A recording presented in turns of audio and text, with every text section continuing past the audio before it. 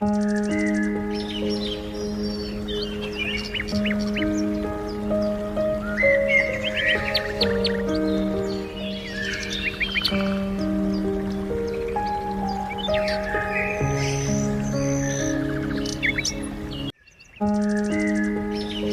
à tous, bien-aimés frères et sœurs, grâce et paix sur vous au nom du Mashiach notre Pardon. Bienvenue au sacerdoce du Nazir, la voix sainte. Je suis le Kohen Hanazi Nezeria, fils d'Israël biologique de la tribu de Lévi. Alors mes bien-aimés, aujourd'hui je vais échanger avec vous sur un sujet extrêmement important. Alors aujourd'hui nous parlerons des sacrifices du début de l'année. Les sacrifices du début de l'année. Alors c'est quelque chose d'assez important. Parce que vous voyez, il y a beaucoup de personnes qui se disent pratiquants de la Torah, ils ignorent complètement les commandements de la Torah. Mais on se pose question, mais quelle Torah ils pratiquent? Alors, il y a des personnes qui ne font rien avec les rendez-vous que le Seigneur lui-même a donnés. Mais ils se plaisent à annuler les rendez-vous du Seigneur en établissant eux-mêmes leur propre rendez-vous. Et c'est là souvent le problème. Je vais prendre un premier exemple. Le jour des expiations, c'est-à-dire le 10e jour du 7e mois de l'année, selon le calendrier de la Torah. Le Seigneur dit ce jour-là, vous humilierez vos âmes. C'est-à-dire vous devez jeûner obligatoirement. Et dit, si quelqu'un ne jeûne pas ce jour-là, il sera retranché du milieu de son peuple.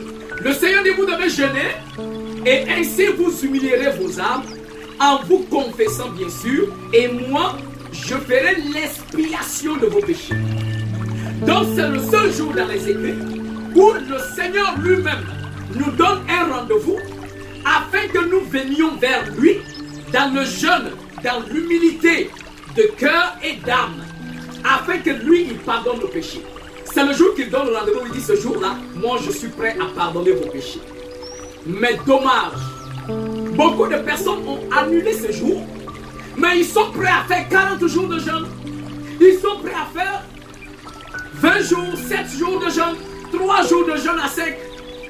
Mais pourtant, le jour même le Seigneur a établi comme jour de jeûne venant de lui. Ils ont bafoué ces jours. Vous voyez comment l'homme est rebelle. Et après, c'est lui qui voudra se plaindre. Ma vie n'évolue pas, ma vie est ceci, ma vie est cela. Alors, faites attention mes bien-aimés. Alors dans cet enseignement d'aujourd'hui, je viens avec le thème, le sacrifice du début de l'année.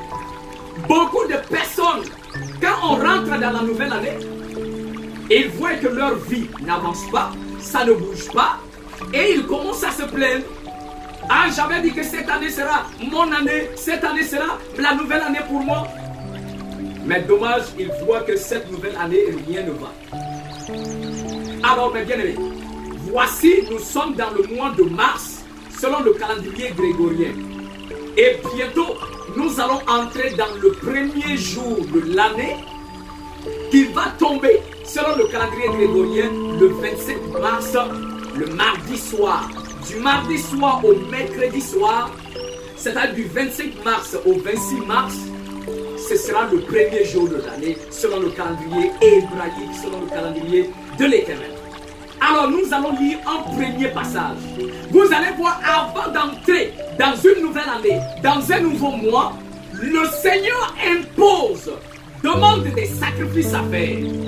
Mais dommage que le christianisme a dit aux gens qu'il n'y a plus de sacrifices à faire, que le Christ serait le sacrifice parfait. Alors, ce qui est d'abord un gros mensonge, le Christ ne s'est jamais sacrifié pour qui que ce soit. À plus forte raison qu'il soit le sacrifice pour le pardon des péchés. Le Seigneur n'a jamais dit il faut que quelqu'un meure pour que je pardonne nos péchés. Alors, nous allons lire un premier passage dans les Écritures. Le livre de Nombres, le chapitre 10, précisément au verset 10. Écoutez-moi ce que la parole dit. Il dit dans vos jours de joie, dans vos fêtes et dans vos nouveaux mois, vous sonnerez des trompettes en offrant vos holocaustes et vos sacrifices de prospérité. Et elles vous mettront en souvenir devant votre Dieu. Je suis l'Éternel, votre Dieu. Alors, mes bien-aimés, allons-y doucement, décortiquons ce verset pour que vous puissiez comprendre. Vous savez, cette nouvelle année particulièrement, le Seigneur a promis la naissance, la vie dans ce que nous faisons. Que ce soit la naissance et la vie financière, matérielle, ministérielle, dans n'importe quel domaine de nos vies, le Seigneur a promis la vie. Et comment le Seigneur a promis la vie dans nos entreprises, la vie dans ce que nous faisons, à travers un songe que moi-même j'ai vu. Et dans le songe, puisque c'est quelque chose qui nous concerne et que le Seigneur par sa grâce a fait en sorte que j'ai des fils et des filles spirituels dans le monde, alors le Seigneur me montre cette vision dans laquelle moi-même je me vois étant enceinte. Est-ce que vous comprenez? Moi-même étant enceinte et prêt à accoucher. Et j'avais perdu les os parce que je partais à l'hôpital pour accoucher. Et en partant, j'avais perdu les os en chemin. Donc j'avais attrapé mes règles en marchant un peu. Et j'ai perdu les os. Donc le Seigneur promet que cette nouvelle année sera pour nous l'année de la naissance, l'année de la vie, la réalisation de nos projets, un nouveau départ dans une nouvelle dimension spirituelle et physique, même financièrement. Un songe où vous faites que ta femme est en train d'accoucher, ou soit que toi-même tu rêves que quelqu'un est en train d'accoucher, ça veut dire que tes projets vont voir le jour. Ça veut dire que les choses que tu avais, comme si tu avais sémé quelque chose, c'est le moment où la chose puisse donner un bon résultat. Donc c'est l'année de l'enfantement, l'année de la vie, spirituellement et physiquement. Donc voici la promesse de l'Éternel, l'année de l'enfantement, l'année de la naissance, l'année dans laquelle où nos projets doivent voir le jour. Nous aurons des résultats, l'année de la fécondité. Est-ce qu'on se comprend? L'année où les choses qu'on a sémées puissent donner un résultat. L'année de la moisson. Il est important. Mais le Seigneur a établi des principes qu'il ne faut pas oublier. Si tu les oublies, à la fin, ne diras pas que on a prié, oui, ça n'a pas marché. Tu n'as pas respecté le processus. Le monde spirituel est un monde de processus. Alors, cette année particulièrement, je vais m'accentuer à ce que nos projets voient le jour, à ce que la prospérité soit le partage de chacun. Parce que moi, j'enseigne selon les révélations que le Seigneur donne. J'enseigne, je fais des rituels selon le message que le Seigneur nous a donné. Si dans cette nouvelle année, tes projets ne voient pas le jour, tu n'as pas la fécondité spirituelle, financièrement et matériellement dans ta vie, cette année-ci tu restes encore pauvre, misérable, dans ton même point de départ, c'est que toi tu as un problème sérieux. Mais le Seigneur sait qu'il a promis, je sais qu'il l'accomplira. Et cette année, ça sera l'année du succès, de la fécondité, de l'abondance du succès. Mais cela débute par le respect du commandement. Le Seigneur dit dans vos jours de joie, dans vos jours de fête, au début de vos mois, le Seigneur dit maintenant, vous sonnerez de la trompette. La première règle. Vous devez prendre la trompette.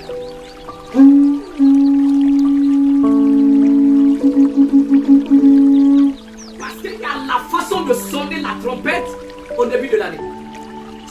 Cette façon de sonner n'a rien à voir avec la trompette qu'on sonne le jour de Shabbat. Et là vous sonnerez de la trompette. Mais pendant quel moment où vous devez sonner la trompette? Le verset dit, en offrant vos holocaustes, le hola, en offrant vos holocaustes. L'holocauste c'est quoi? Comme je venais de le dire, c'est le mot hola en hébreu. Le mot hola, ça signifie faire monter. Faire monter est le mot hola. Dans les écrits, on ne prie pas comme ça. Chaque prière qu'on fait doit être, bien sûr, précédée par des holocaustes. Parce que ce sont les holocaustes qui font monter la prière au ciel. Voilà pourquoi on parle du mot hola, le mot holocauste. Allez-y lire dans le livre d'Apocalypse. on dit on a donné à l'ange les parfums, afin qu'il offre les parfums avec la prière. Donc quand on dit offrir l'encens avec la prière, ce qui veut dire que la prière ne s'offre pas seule. La prière est toujours offerte avec quelque chose qui accompagne. Le monde des esprits est comme ça. Tu ne peux rien recevoir du monde des esprits si tu n'as rien donné au préalable. Donc ce sont des holocaustes qui font monter la prière. Alors le Seigneur dit en offrant vos holocaustes et vos sacrifices de prospérité. Et le mot utilisé dans le texte, c'est le mot Zabar Shelem Kem. Donc il y a le Zabar Shelem Kem. D'accord? J'avais toujours enseigné que le Dieu de la prospérité, l'ange de la prospérité est l'ange Shelem El. Dans Shelem El, non seulement on a le mot Shalom qui est la paix, mais Shelem est d'abord une notion d'alliance. Une notion d'alliance de prospérité. Alors le Seigneur dit, vous offrirez vos holocaustes, ça c'est la première des choses, et vos sacrifices de prospérité. Dans la plupart des versions qu'on vous cache, on va mettre là-bas des actions de grâce. Ce n'est pas le mot grâce qui est dans le verset. Il n'y a pas le mot action dans le verset en hébreu. Il n'y a pas le mot grâce en hébreu. Mais le mot, c'est le mot zabar. Ça veut dire offrande. Et shelem, ça veut dire prospérité, paix, calme. D'accord? Confiance intérieure, alliance. Donc le mot précise zabar, shelem. Zabar, shelem kem. Vos offrandes de prospérité. Donc, vous voyez, pourquoi le Seigneur dit au début de l'année? Parce que dans le début du mois, dans le début de l'année, le Seigneur demande d'offrir aux dieux, d'offrir aux esprits, vos holocaustes et vos sacrifices de prospérité. C'est comme une sémence que vous venez de faire. Donc, vous sémez le sacrifice de la prospérité et en retour, vous moissonnerez bien sûr la prospérité. Voici le résultat. Mais beaucoup ignorent ça. Beaucoup ne feront pas ça et ne font pas ça. Et après ils disent que ouais, moi j'ai prié, j'ai demandé au Seigneur, mais le Seigneur n'a rien fait. Comment tu veux qu'il fasse quelque chose? Comment? Tu ignores les principes du monde spirituel. C'est ce que l'Éternel dit à Job. Connais-tu les lois du ciel? Règles-tu leur pouvoir sur la terre? Donc il y a les lois du ciel. Il faut régler leur pouvoir sur la terre. Est-ce qu'on se comprend? Maintenant le Seigneur dit, en offrant vos sacrifices, vos holocaustes, vos sacrifices de prospérité, et dit, vous devez sonner la trompette. Pourquoi? Le Seigneur dit, le son de la trompette, vos sacrifices vous mettront en souvenir devant votre Dieu. C'est-à-dire, c'est ce sacrifice-là qui va rappeler votre souvenir à l'Éternel. Ça ne veut pas dire que l'Éternel oublie. L'Éternel n'oublie pas. Le Seigneur n'oublie pas. Mais le principe, c'est ça. Et vous devez offrir vos holocaustes, vos sacrifices de prospérité et sonner de la trompette. Alors en ce moment, ces actions, ces rituels que vous allez accomplir, ce sont ces rituels-là qui vont vous présenter, vous mettre en souvenir devant l'Éternel. Est-ce que vous vous rappelez un peu de l'histoire de Corneille dans le livre de Actes des Apôtres? On dit que Corneille était un monsieur qui craignait l'Éternel et il a commencé à faire des offrandes au peuple, à faire des aumônes, tout ça. Et par fini, le Seigneur suscite un ange qui vient vers Corneille pour dire, ne t'inquiète pas, le Seigneur s'est souvenu de toi. Car tes holocaustes, car tes holocaustes, ainsi que tes aumônes sont montés devant le Seigneur. Le Seigneur s'est souvenu de tes holocaustes, de tes offrandes et de tes aumônes devant le peuple. Alors, voici la réalité. L'Éternel précise, pour que vous soyez dans sa mémoire, dans son souvenir, qu'il puisse se rappeler de vous qu'il y a quelqu'un quelque part qui s'appelle Martine, il y a quelqu'un quelque part qui s'appelle Afoué Larissa, qui s'appelle Patrice, qui s'appelle Cohen Hanazi, qui s'appelle bien sûr Randolph, qui s'appelle Aboulou. Ainsi le Seigneur dit, par vos sacrifices d'actions, vos holocaustes ainsi que vos sacrifices de prospérité. Pour qu'il puisse se rappeler qu'il a une fille qui s'appelle Ruth, un fils qui s'appelle Lionel, Lugner, un Serline, Assunta ou plein d'autres personnes de par le monde. Le Seigneur dit l'offrande bien sûr de prospérité et les holocaustes. Vous sonnerez de la trompette. C'est l'un des versets rares fois que le Seigneur dit à travers telle action, je me souviens de vous. Alors la question qu'on va se poser, est-ce que le Seigneur nous a-t-il oublié? Non. Est-ce qu'il oublie? Il n'oublie pas. Mais pourquoi lui dit qu'il faut ça et sonner de la trompette pour qu'il puisse se rappeler de toi et intervenir? C'est tout simplement parce que si tu n'as pas invité un chef, il ne viendra pas. Quand un président se déplace, il faut toujours des motards devant lui qui vont, avec les sirènes bien sûr, qui vont sonner wow, wow, wow, wow, wow, pour montrer qu'il y a un chef qui arrive. Alors, à la tête de l'année, dans la nouvelle année, on donne une invitation à l'Éternel. On demande à l'Éternel, je t'invite dans ma nouvelle année. Et pour cela, voici la lettre d'invitation. Si vous voulez inviter un président, un ministre, un député à venir à vos cérémonies, à venir dans ce que vous voulez faire, vous allez d'abord saisir votre lettre d'invitation, mettre dans une enveloppe et apporter, n'est-ce pas? Et c'est suite à cela que l'autorité peut venir. Le monde spirituel, c'est pareil. Dans cette nouvelle année, le Seigneur ne se déplacera pas, il ne viendra pas dans ta vie si tu ne lui as pas envoyé ta lettre d'invitation. Et voici cette lettre d'invitation que lui-même a précisée. Alors il est important de comprendre cette réalité, mes bien-aimés. Je ne serai pas long. Alors nous sommes aujourd'hui, nous entrons ce soir le 20. D'accord? Nous serons très bientôt dans la nouvelle année et que le Tout-Puissant nous accorde cette grâce-là afin que cette année soit l'année d'enfantement, l'année de succès, l'année où nous allons donner la vie à nos entreprises, à nos ministères, à notre commerce, à tout ce que nous faisons. Que la grâce et la paix de l'Éternel soient sur chacun d'entre vous. Je vous invite à obéir aux règles du Seigneur afin de ne pas souffrir. Parce que ces holocaustes vont non seulement servir à ce que vous soyez purifiés des ondes de la mort. L'hiver est la saison de la mort, alors que le printemps est la saison de la naissance, la saison où tout renaît, la saison de la résurrection, la saison de la vie. Donc pour quitter le printemps et pour quitter l'hiver, pour entrer dans le printemps, il faut d'abord se purifier pour se libérer des énergies de la mort, de l'hiver, pour pouvoir incarner les énergies de la vie du printemps. Et bien sûr, n'oubliez pas également vos sacrifices, comment je vais dire ça, vos sacrifices de culpabilité, les sacrifices d'expiation.